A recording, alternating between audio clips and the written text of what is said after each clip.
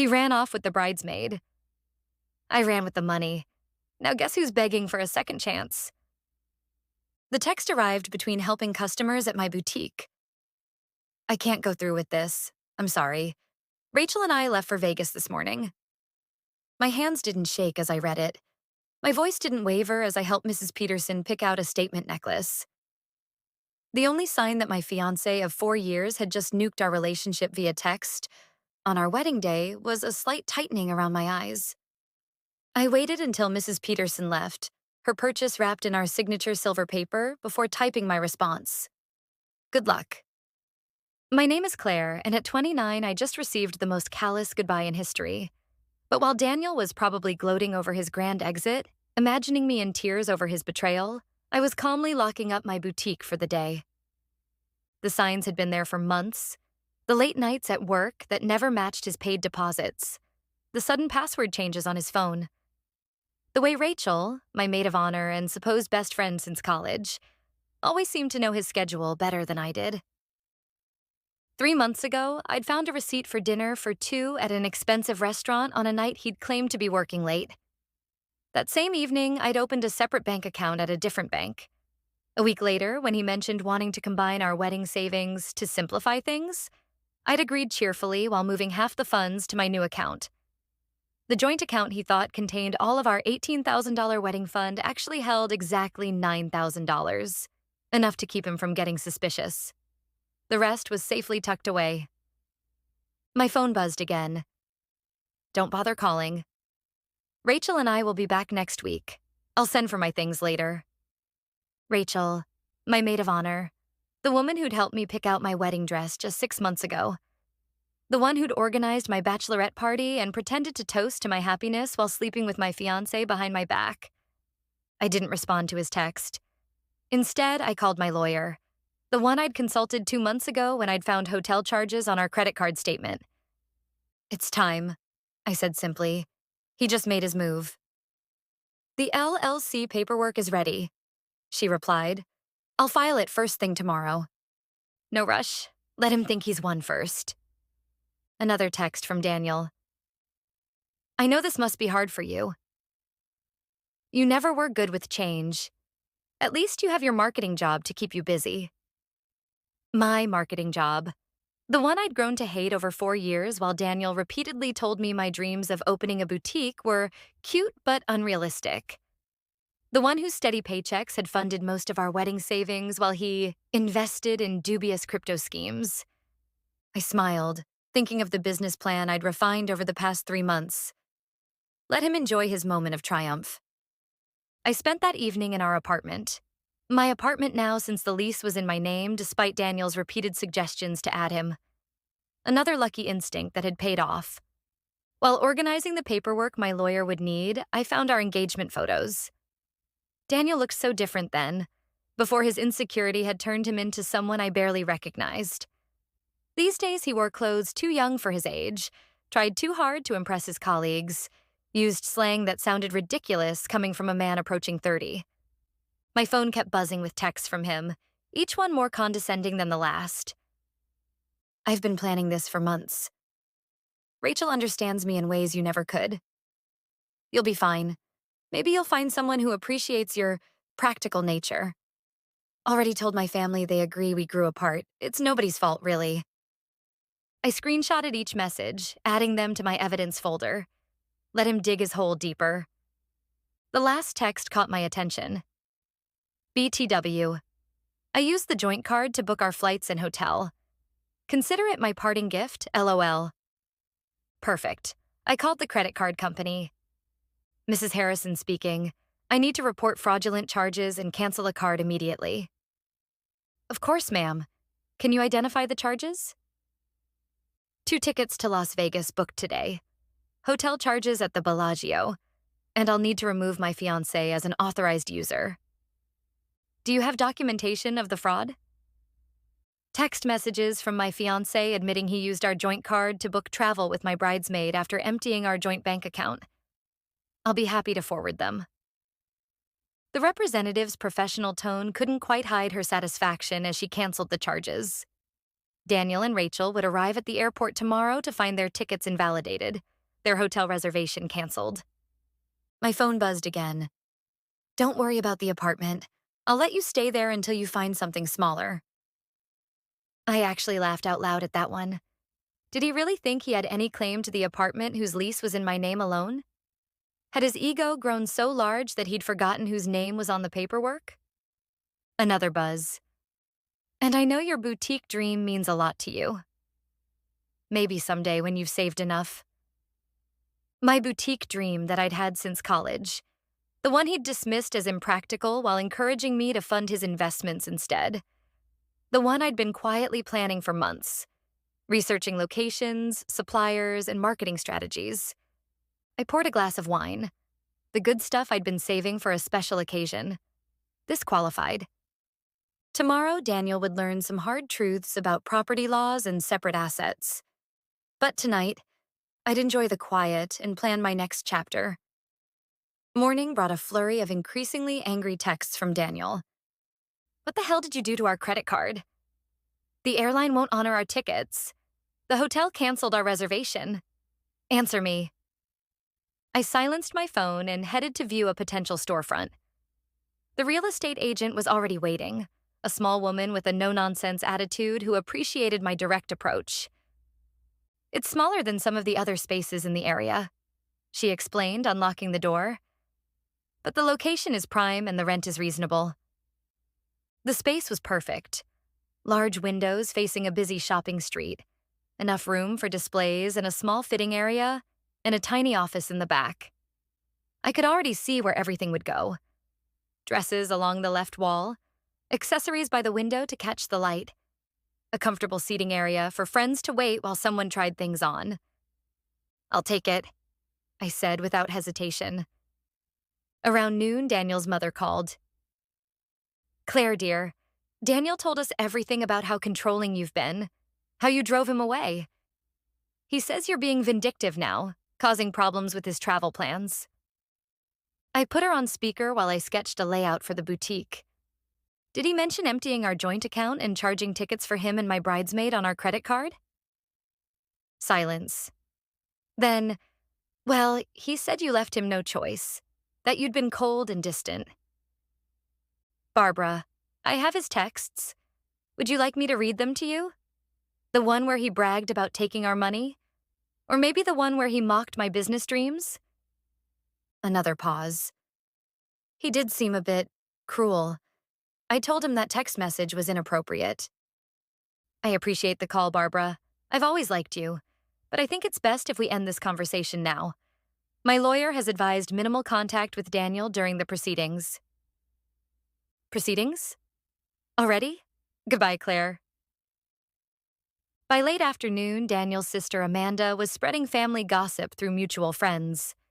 Apparently, Daniel and Rachel were stuck at a budget motel near the airport, their Vegas dreams temporarily derailed.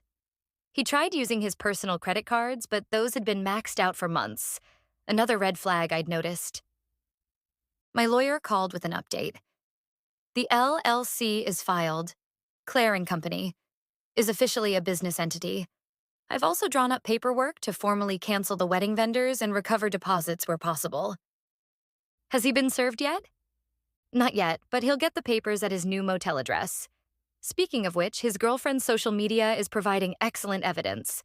She's been posting about their adventure all day, including some choice comments about you." I smiled, thinking of my own documentation. A year's worth of suspicious charges, hotel receipts, text messages that proved premeditation. Daniel had been so focused on his grand escape that he'd never considered I might be watching, waiting, preparing.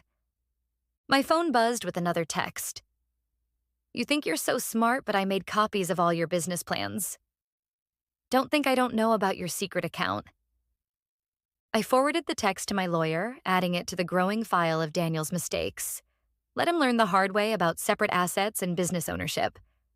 Sometimes the best revenge is simply being prepared. The confrontation a week later was everything I could have hoped for.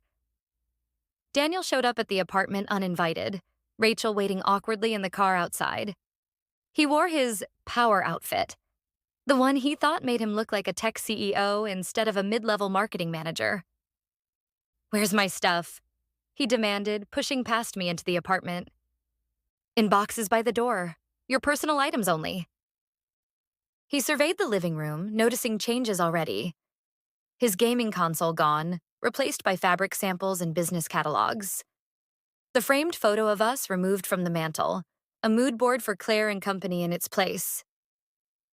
"You're really going through with this boutique nonsense?" he snorted. "Good luck with that. Most small businesses fail in the first year." "Thank you for your concern," I replied calmly, handing him a folder. "Here's the formal accounting of our joint assets as requested by my lawyer.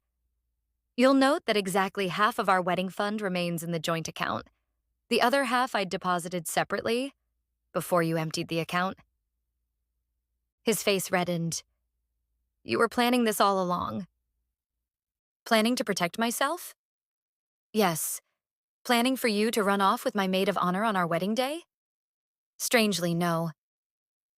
He flipped through the paperwork, his expression darkening. "Half? I paid more than half into that account." "Actually, you didn't. Page 3 shows a complete breakdown of deposits. I contributed 63% of the funds.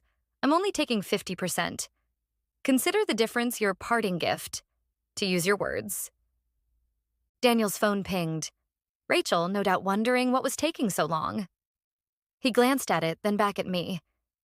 "This isn't over, Claire? You can't just—" "It is over, Daniel. It was over the moment you texted me on our wedding day. The rest is just paperwork." As he struggled with the boxes, I added, "Oh, and the credit card company has been very interested in those Vegas charges. Apparently using joint funds to finance an affair qualifies as fraud in certain circumstances."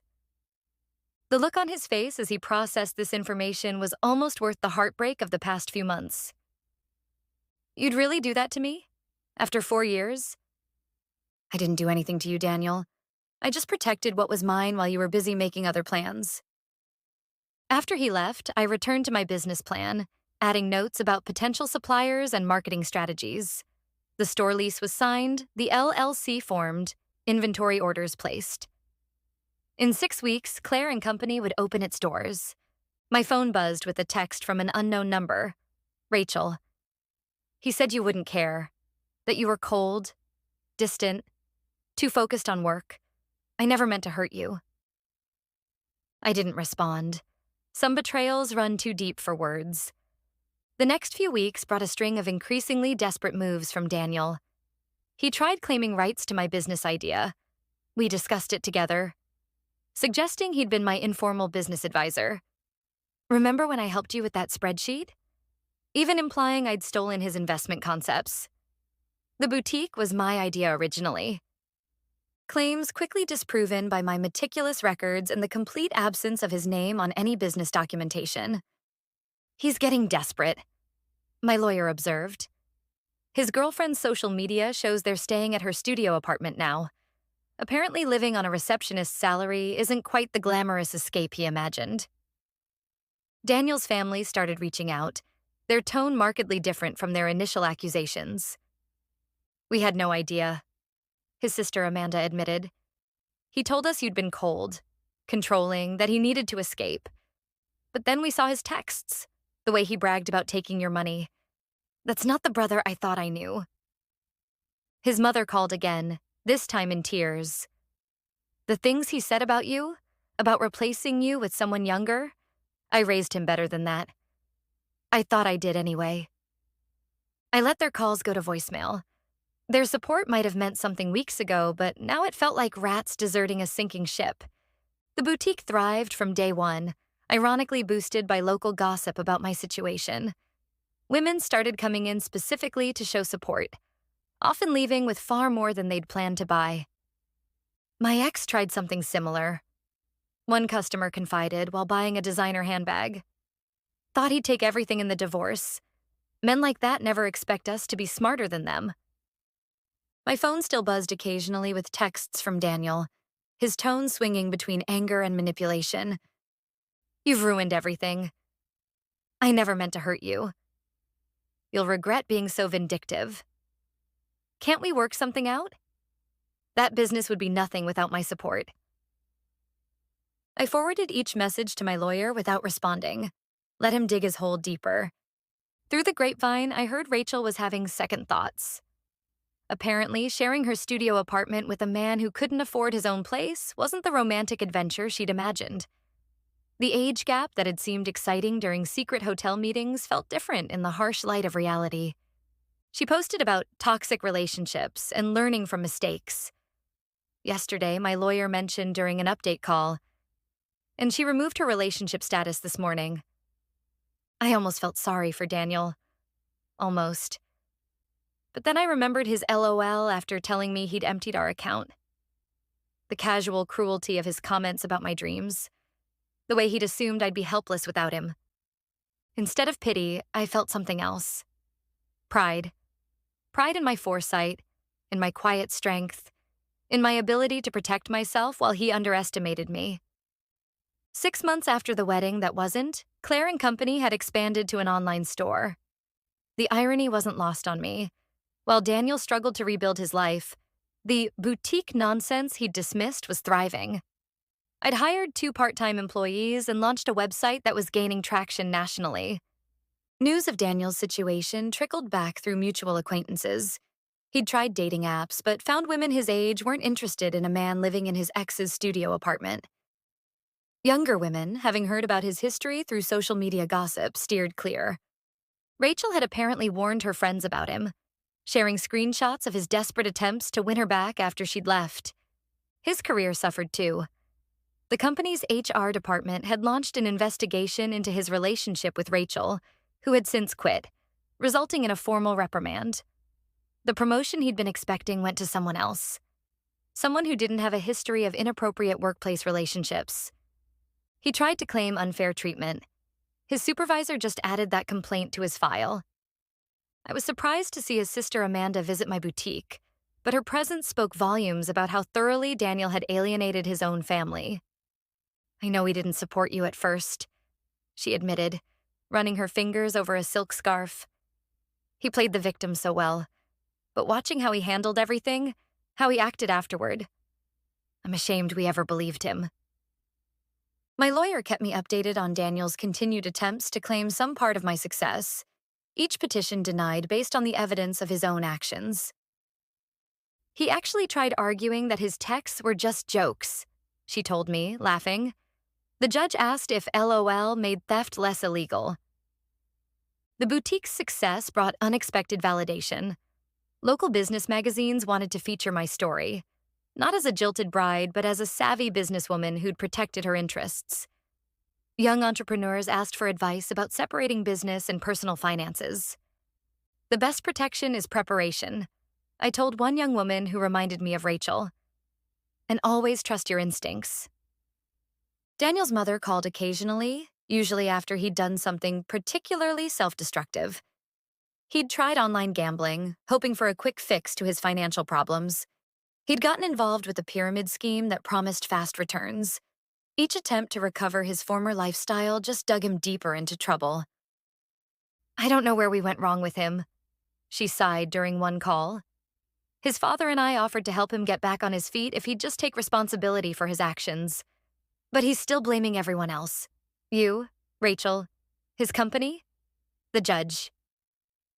I listened politely but maintained my distance. Their family drama wasn't my problem anymore. My life had moved forward, filled with plans for a second boutique location and a possible expansion into luxury accessories. The only reminder of Daniel's impact on my life was a framed screenshot hanging in my office. His final text before I blocked his number. Have fun with your little shop. At least it'll keep you busy while you're alone. Below it sat my latest business award. Proof that sometimes the best revenge is simply succeeding on your own terms. 1 year after the wedding that wasn't, I hosted a grand opening for my second boutique location. The event attracted local media, and the story they wanted to tell wasn't about my failed relationship. It was about a successful businesswoman expanding her brand. Daniel's betrayal had become a mere footnote in my success story. During the event, Rachel unexpectedly walked in. She looked uncomfortable, clutching her purse like a shield. I owe you an apology, she said quietly. I believed everything he told me about how you were cold, controlling, how you didn't support his dreams. Then I watched him try the same manipulation tactics on me when things got tough. I continued arranging a display of designer sunglasses. Those weren't dreams, Rachel. They were escapes. There's a difference. I know that now. She paused, then added, he tried to move in when you froze the accounts. Thought my studio apartment would be temporary. After 2 weeks of him complaining about the size of my closet and suggesting I take out a loan for a bigger place, I understood what you meant about the difference between dreams and escapes. I actually laughed at that. Let me guess. He had big plans, but no way to fund them? Exactly. Everything was going to work out once his investments paid off. Once he got that promotion, once his cryptocurrency definitely increased in value. She shook her head. I'm dating someone new now. We have student loans and a small apartment, but at least we're building something real. After she left, my assistant manager whispered, was that the bridesmaid? No, I replied. That was just another woman who learned the same lesson I did. Speaking of lessons, I gestured to a young couple examining our designer handbags. Let's talk about your idea for expanding our accessories line. The boutique had become more than just a business. It was a symbol of independence, of resilience, of the power of preparation. Young entrepreneurs often sought my advice, and I always emphasized the importance of protecting their assets. Daniel's mother called one last time, not to discuss Daniel, but to thank me. You taught our family an important lesson, she said, about enabling bad behavior, about making excuses for cruelty. Daniel's still blaming everyone else for his problems, but we're not defending him anymore. That's your legacy to our family, showing us the difference between supporting someone and enabling them. I thought about that legacy as I reviewed plans for a third location. Daniel had intended to diminish me, to trade me in for a younger model and take half of everything I'd built.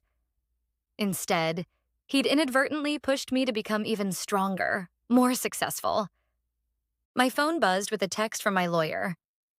Daniel filed another petition to claim partial ownership of Clare & Company. Judge dismissed it immediately and ordered him to pay court costs. Thought you'd enjoy that. I smiled, thinking of him in his new shared apartment, still trying to rewrite an ending that had been determined the moment he underestimated me. Sometimes the best revenge isn't about getting even. It's about getting better.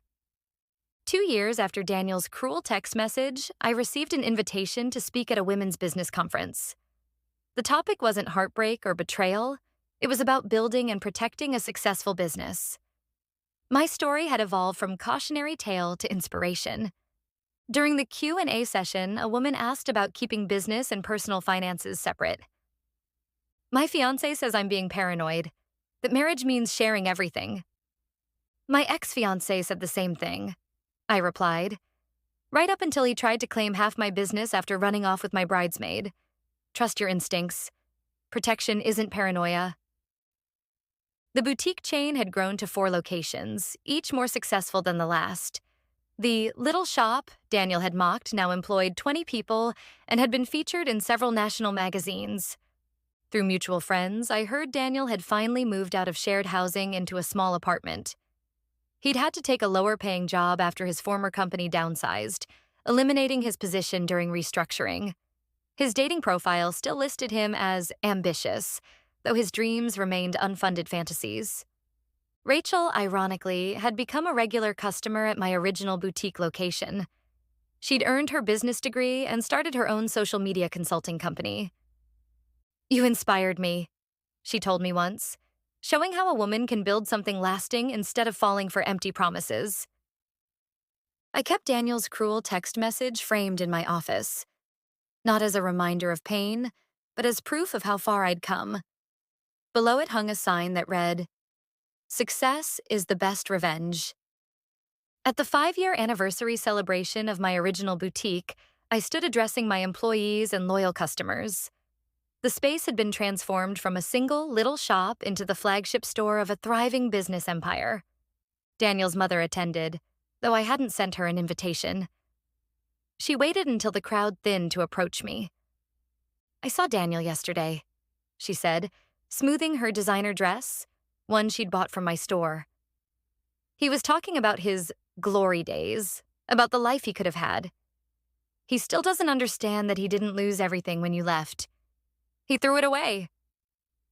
I thought about that text message, his casual cruelty, his assumption that I would crumble without him, how he'd expected me to beg, to break, to prove him right about my desperation. Instead, I'd built something stronger than before. Each new boutique location was a testament to what women could achieve when they stopped dimming their light for insecure men. The young saleswoman I'd hired last month, coincidentally also named Rachel, came over with a question about the new inventory system I'd implemented. As I explained the process, I caught a glimpse of my reflection in the store window. I saw what Daniel had failed to see 5 years ago. Not a woman getting older, but one getting wiser, stronger, more successful. His cruel text message had meant to be an ending. Instead, it had been a beginning. Not just for me, but for every woman who heard my story and realized she deserved better than someone else's self-centered fantasy.